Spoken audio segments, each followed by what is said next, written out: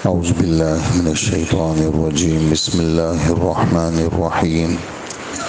لا جناح عليهن في آبائهن ولا أبنائهن ولا إخوانهن ولا أبناء إخوانهن ولا أبناء أخواتهن ولا نسائهن ولا ما ملكت أيمانهن واتقين الله إن الله كان على كل شيء شهيدا. صدق اللہ العظیم.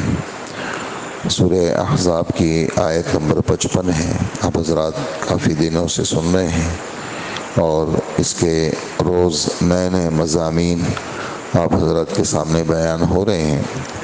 جیسے کہ گزشتہ کل تاریخ کا بیان ہوا کہ پردے کے نزول کی تاریخ کیا ہے، اور آج جیسے بیان ہوگا کہ ستر عورت اور حجاب نساء میں کیا فرق ہے. ستر عورت بدن کا وہ حصہ جس کا چھپانا جب سے انسان پیدا ہوا ہے اس کی شرعی، طبعی اور فطری ضرورت ہے. شریعت بھی یہی چاہتی ہے کہ اس جگہ پہ کسی کی نظر نہ پڑے، اور انسان کی طبیعت کا بھی یہی تقاضا ہے اور فطرت کا کہ میری اس جگہ پہ کسی کی نظر نہ پڑے. اور جس کو عربی کے اندر اس سطر کو عورت کہتے ہیں. ہمارے ہاں تو عورت کو کہتے ہیں، مؤنث ہو اس کو کہتے ہیں، لیکن عربی کے اندر وہ جگہ جس کا چھپانا فرض ہے اس کو عورت کہتے ہیں. اور فارسی کے اندر اور اردو کے اندر اس کو سطر کہا جاتا ہے. تو سطر عورت یعنی انسان کا بدن کا وہ حصہ جس کا ہر ایک سے چھپانا فرض ہے، اور جس میں کسی بھی شریعت میں کوئی اختلاف نہیں ہے. جتنی شریعتیں حضرت آدم علیہ السلام سے لے کر اخیر تک آئی ہیں، اللہ کے رسول تک، کسی کا کوئی اختلاف نہیں ہے کہ انسان کے بدن کا وہ حصہ وہ ہر ایک سے اس کو چھپانا ضروری ہے. اب اس کے تعیین میں تو اختلاف ہو سکتا ہے کہ اس کے مقدار کہاں سے کہاں تک ہے، یعنی ناف بھی شامل ہے، گھٹنے بھی شامل ہیں. ہمارے امام ابو حنیفہ رحمۃ اللہ علیہ تو یہ فرماتے ہیں اس کی تعیین میں تو اختلاف ہو سکتا ہے، لیکن کہ بھئی کہاں سے کہاں تک ہے، لیکن اس میں اختلاف نہیں ہے کہ اس کو چھپایا ہی نہ جائے اور اس کو لوگوں کے سامنے رکھا جائے، اور اس کی اجازت نہیں ہے. حضرت آدم علیہ السلام اور حضرت حوا جب جنت سے نکالے گئے تو جنت کا جو لباس تھا وہ ان سے اتر گیا، جس کا ذکر مختلف آیتوں میں ہے. تو اس میں 8ویں پارے میں یہ جملہ ہے کہ وَاتَّفِقَا يَخْصِفَانِ عَلَيْهِمَا مِنْ وَرَقِ الْجَنَّةِ، کہ جب لباس اتر گیا تو یہ دونوں کیا کرنے، لباس اتر گیا تو سطر کھل گیا، جب سطر کھل گیا تو کیا کرنے لگے، جنت کے پتے لے کر کے اپنے سطر پہ لگانے لگے کہ یہ چھپ جائے. تو یہاں پر یعنی انسان کے مزاج میں، انسان کی فطرت میں یہ بات ہے کہ کوئی مجھے ننگا نہ دیکھے. تو یہ اس کو کہتے ہیں ستر عورت، کہ انسان کے بدن کا یہ والا حصہ وہ ہر حالت میں اس کو چھپانا فرض ہے. اور نماز کے اندر اور اس کے اندر یہ والی بات بھی ہے کہ ایسا نہیں ہے کہ بھئی کوئی دیکھ نہیں رہا تھا تو کھلا چھوڑ دو، یہ والی بات بھی نہیں ہے کہ بالکل اندھیری رات ہے. کل پرسوں میں نے بات بتائی تھی کہ بالکل اندھیری رات ہے اور ایک آدمی کہتے کوئی بھی نہیں دیکھ رہا، تو نماز بغیر کپڑوں کے پڑھتا ہے اور کپڑے موجود ہیں تو ایسی نماز بالاتفاق ناجائز ہے، اس لیے کہ اس میں کسی کا دیکھنا کا مسئلہ نہیں ہے۔ آپ کے پاس کپڑا موجود ہے، آپ کو اس جگہ کو چھپانا فرض ہے۔ اگر آپ ایسی نماز پڑھیں گے تو بالاتفاق نماز ناجائز ہے۔ ایسے ہی ایسی جگہ جہاں پر کوئی دیکھنے والا نہ ہو اور آدمی کہتا ہے کہ بھئی کسی نے دیکھا تو نہیں، کوئی بھی نہیں دیکھ رہا اور نماز پڑھ رہا ہے اور اس کے سطر کھل گیا تو نماز ٹوٹ جائے گی۔ بھئی کسی نے دیکھا تو نہیں، دیکھنے کا مسئلہ نہیں ہے، اس کا چھپانا ہی فرض ہے۔ اس کا ہر حال جیسے باوضو رہنا فرض ہے۔ ایک آدمی نماز پڑھ رہے ہے، وضو ٹوٹ گیا تو نماز ٹوٹ گئی، نئے سرے سے وضو کرے جا کر کے۔ بالکل اسی طرح جو ہے وہ اگر سطر کھل گیا تو اس کی نماز گئی۔ یہ مسئلہ الگ ہے بالکل، اور اس کو الگ رکھنا چاہیے۔ کیا؟ سطر عورت کا مسئلہ، جو کہ انسان کے ابتدائی پیدائش سے لے کر کے اخیر تک جس میں کسی شریعت کا اختلاف نہیں ہے، اور جتنے جو شریعت والے نہیں بھی ہیں، یعنی جو شریعت والے نہیں بھی ہیں وہ بھی اپنے سطر کو کھلا نہیں چھوڑتے۔ اس کے اندر اللہ پاک نے یہ بات رکھی ہے کہ وہ اس سطر کو چھپا کر کے رکھتے ہیں۔ دوسری چیز وہ ہے حجاب نساء، عورتوں کا غیر مردوں کے سامنے نہ آنا، یہ الگ مسئلہ ہے۔ حجاب نساء عورت کو کہا جاتا ہے، نساء یعنی امراتن کی جمع ہے، عورتیں۔ حجاب ان کا باپردہ رہنا، ان کا غیر مردوں کے سامنے نہ آنا، ان کا غیر مردوں کے ساتھ اختلاط نہ کرنا۔ تو یہ والی بات کہ بھئی عورت غیر مردوں کے ساتھ جہاں اختلاط کا اندیشہ ہو وہاں عورت غیر مردوں کے ساتھ رہے گی کہ جی نہیں رہے گی، اس کی جو تفصیلات ہیں وہ بھی جیسے 20ویں پارے میں حضرت موسیٰ علیہ السلام مدین کی طرف گئے تو دیکھا وہاں پر کہ لوگ پانی پلا رہے ہیں، بالکل اللہ پاک نے اس کے جز کو بیان فرمایا۔ وَلَمَّا وَرَدَ مَاءَ مَدْيَنَ وَجَدَ أُمَّةً مِّنَ النَّاسِ يَسْقُونَ، وہاں پر کچھ لوگوں کو دیکھا کہ وہ جانوروں کو پانی پلا رہے ہیں۔ وَوَجَدَ مِن دُونِهِمُ امْرَأَتَيْنِ تَذُودَانِ، اور وہاں دو عورتوں کو دیکھا کہ جیسے جانور ہوتے ہیں نا تو وہ لپکتے ہیں کسی چیز کی طرف، تو وہ اپنی بکریوں کو روک رہی ہیں، لپکنے سے روک رہی ہیں اور سامنے کھڑی ہیں تاکہ ہماری بکریاں ایسے لپکے نہیں۔ وَوَجَدَ مِن دُونِهِمُ امْرَأَتَيْنِ تَذُودَانِ، تو موسیٰ علیہ السلام نے دیکھا لوگ پانی پلا رہے ہیں، یہ دونوں لڑکیاں کھڑی ہیں۔ قَالَ مَا خَطْبُكُمَا، اب تم لوگ یہاں کیوں کھڑی ہو؟ قَالَتَا لَا نَسْقِي حَتَّى يُصْدِرَ الرِّعَاءُ، دو باتیں ان بچیوں نے کہیں، کہنے لگی کہ چونکہ مردوں کا ہجوم ہے تو جب تک یہ رش ختم نہ ہو جائے ہم اپنی بکریوں کو پانی نہیں پلا سکتے، اس لیے کہ ہم ان مردوں کے بیچ میں گھس کے یہ کام نہیں کر سکتے۔ دوسری بات ان بچیوں نے یہ کہی کہ یہ کام ہمارا نہیں ہے، یہ تو مردوں کا کام ہے۔ عام عادت کے اندر ایسے رش والی جگہ پہ عورتوں کو نہیں بھیجا جاتا، جوان بچیوں کو نہیں بھیجا جاتا، ہم تو جوان بچیاں ہیں، ہمارا کوئی بھائی نہیں ہے۔ والد صاحب جو ہمارے ہیں یہ ان کا کام تھا، وہ والد صاحب ہمارے شعیب علیہ السلام وہ کمزور ہیں، وہ یہ کام کر نہیں سکتے۔ یہ ان بچیوں نے یہ بات کی۔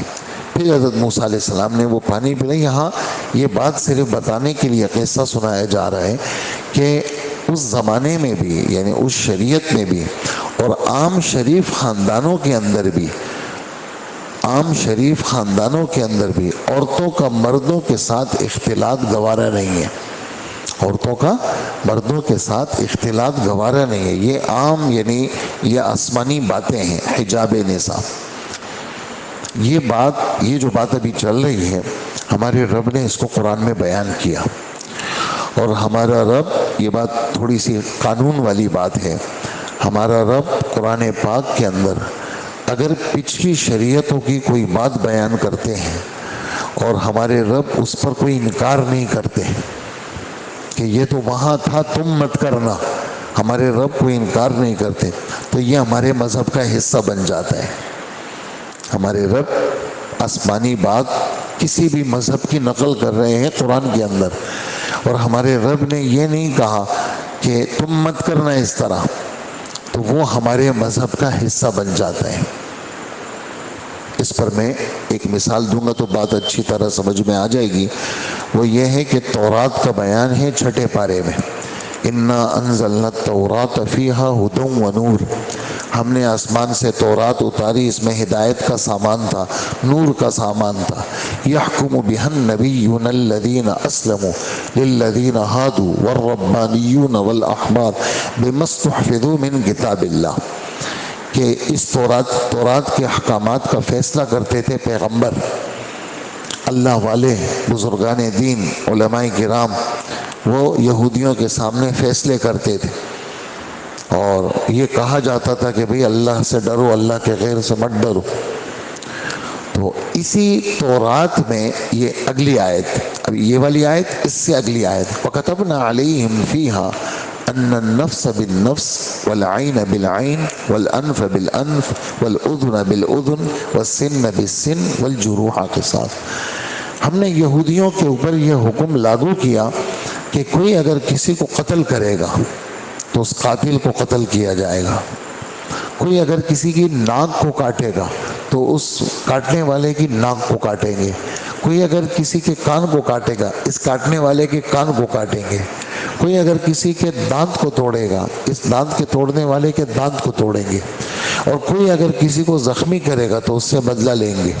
اب یہ حکم سنا رہے ہیں اللہ پاک، اور یہاں اللہ پاک یہ نہیں فرما رہے اے امت محمدیہ تم مت کرنا، تو یہ والی بات اگرچہ ان پہ لاگو تھی لیکن ہمارے مذہب کا حصہ ہے۔ اب بات اچھی طرح واضح ہو گئی ہوگی کہ ہمارے مذہب، کیونکہ اس پر ہمارے فقہاء ایک اصول بیان کرتے ہیں، وہ کہتے ہیں کہ ہماری پچھلی شریعتیں، عربی عبارت بھی مجھے یاد ہے اس میں، ہماری پچھلی شریعتیں جو ہمارے رب نے قرآن و حدیث کے اندر ہمارے نبی نے بیان کی یا ہمارے رب نے بیان کی، اور اللہ کی طرف سے اس کا کوئی انکار نہیں ہے، تو ہمارے مذہب کا حصہ ہے۔ تو یہاں پر یہ شعیب علیہ السلام کی جو بچیوں کا قصہ ہے، اس میں اس بات کی طرف اشارہ ہے کہ غیر مردوں کے ساتھ کوئی عورت ایسی مکس نہیں رہے گی، اختلاط نہیں کرے گی، تو وہ ہمارے مذہب کا حصہ ہے۔ ہمارے مذہب کے اندر بھی یہی ہے کہ کوئی عورت غیر مردوں کے ساتھ اختلاط نہیں کرے گی۔ اچھا، تو یہ سلسلہ چل رہا تھا۔ اب یہ ہے کہ یہ عورت غیر مردوں سے پردہ کرے، یہ حکم کب آیا؟ یہ 5 ہجری میں آیا، اور اس حکم یعنی پردے کا ایسا حکم نہیں تھا جیسا ابھی موجود ہے، وہ 5 ہجری میں آیا کہ کوئی عورت کسی غیر محرم مرد کے سامنے، کوئی عورت سامنے نہیں آئے گی، اس کا وہ غیر مردوں سے پردہ کرے گی، آمنا سامنا نہیں ہوگا، آپ یہ دے دیں اور یہ لے لیں، ایسا نہیں ہوگا۔ غیر محرم اس کی پھر اپنی تفصیلات ہیں، پھر اس کے اندر اس کے درجے ہیں، وہ انشاءاللہ ہمارا اگلا بیان ہوگا کہ اس کا پہلا درجہ، اس کا دوسرا درجہ، اس کا تیسرا درجہ، اس کا پہلا درجہ، اس کا دوسرا درجہ، اس کا تیسرا درجہ، وہ اس کے اپنے اپنے درجات ہیں، لیکن یہ والا بہرحال حکم۔ اب یہ جو میں نے اتنی ساری بات آپ کی خدمت میں پیش کی، اس کے اندر 2 باتیں الگ الگ ہیں۔ ایک یہ ہے کہ ستر عورت بدن کا وہ حصہ جس کا پیدائش سے لے کر اخیر تک اس کا چھپانا، ابتدائی انسان سے لے کر یعنی آدم علیہ السلام سے لے کر آخری پیغمبر تک، آخری انسان تک جس کا چھپانا ہر حالت میں فرض ہے، یہ الگ چیز ہے، اور عورت کا غیر مردوں سے پردہ کرنا یہ الگ چیز ہے۔ یہ بات اس لیے بیان ہو رہی ہے کہ اگر ان دونوں کو مکس کر لیں گے، ملا لیں گے، تو بہت سارے مسائل میں شکوک و شبہات پیدا ہوتے ہیں، اور بہت ساری چیزوں کے اندر، احکامات کے اندر وہ آدمی شش و پنج میں پڑ جاتا ہے کہ بھئی کیا کرے. نہیں، وہ الگ چیز ہے.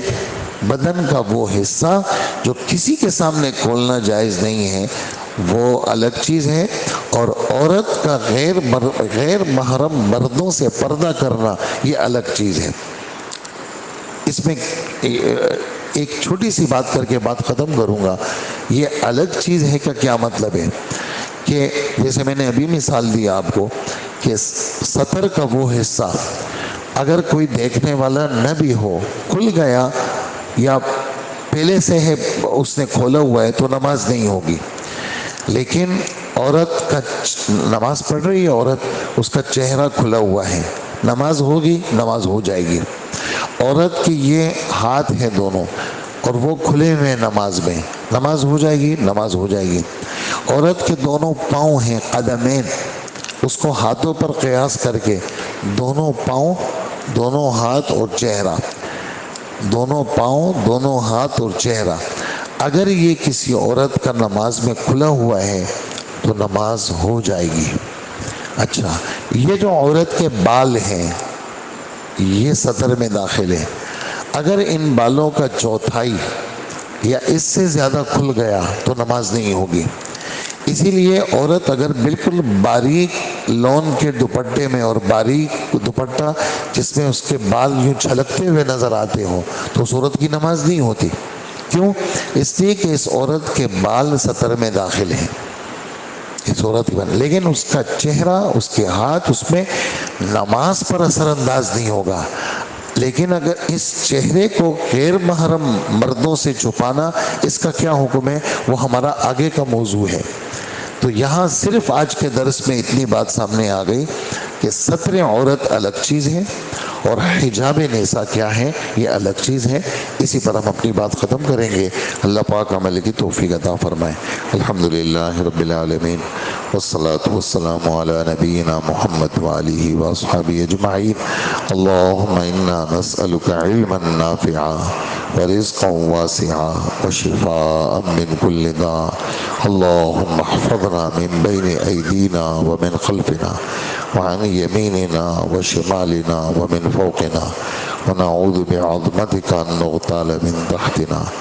إليك ربنا فحببنا وفي أنفسنا لك ربنا فذللنا وفي أعين الناس فعظمنا ومن سيء الأخلاق فجنبنا وعلى صالح الأعمال فقومنا وعلى الصراط فثبتنا وعلى الصراط فثبتنا وعلى الأعداء أعدائك أعداء الدين فانصرنا. اللهم زدنا ولا تنقصنا وأكرمنا ولا تهنا وآثرنا ولا تؤثر علينا وامكر لنا ولا تمكر علينا وانصرنا ولا تنصر علينا. اللهم أعطنا ولا تحرمنا.